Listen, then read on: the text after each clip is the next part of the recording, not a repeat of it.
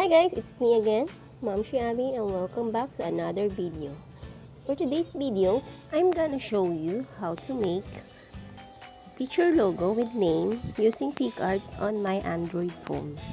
So, keep on watching!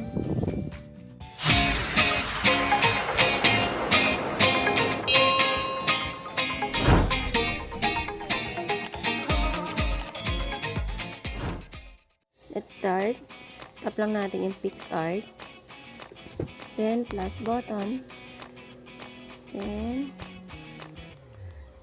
itong create new. So, dito, kukuha ako ng picture na aking i-edit. Ayan. After maka-insert ng picture, so, lalagyan ko siya ng shape. So, lalagyan ko siya ng panibagong layer. Para if ever na magkamali ako sa paglagay ng shape, mabubura ko siya ng hindi nagagalaw yung nasa picture or sa layer ng picture. So, palitan ko lang ng circle na stroke lang. So, ayan. Ayos ko lang sa pwesto na gusto ko. Ayan ito.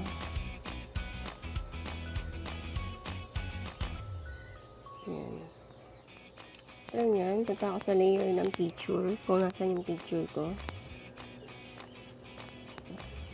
So, ayan. Tapos, i-delete or i-erase ko yung excess dito sa baba. Ayan.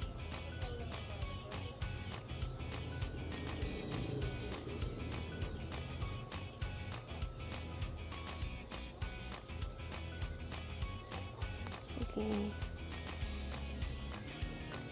Okay. Click ko lang yung arrow left para i-edit yung FX niya, yung image. So, dito papalitan ko siya ng filter na artistic sketch number 1. Sketch 1. So, ayan. So, lalagyan ko lang ng konti-konti na black yung mga colored or yung picture ko. So, ititimplahin ko lang dito. So, pag kayo ang gagawa, nasa inyo yun kung paano nyo gustong timplahin. So, ito, dinownload ko lang sa Google. So, pwede kayong kumuha ng mga type ng color or art. So, babyan ko lang siya. Screen. Select yung screen para yung mga black lang yung malalagyan ng or mapapalitan ng color na nilagay ko, yung art image na pinatong ko. So, ayan. Text na tayo. Mag-text na ako.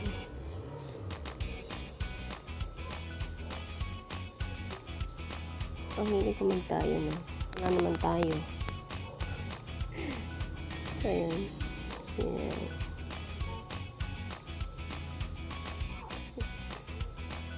So, ito, nakadepende din sa inyo kung anong color pag kayo ang gagawa. So, this time kasi hindi ako ganun kagaling pumili ng mga color na combination. So, pagpasensyahan nyo na.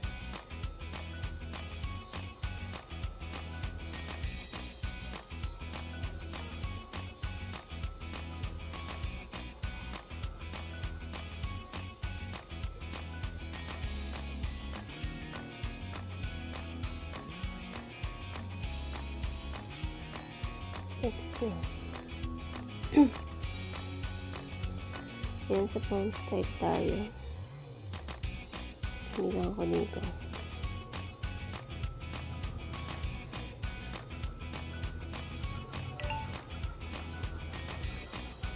So, yan guys.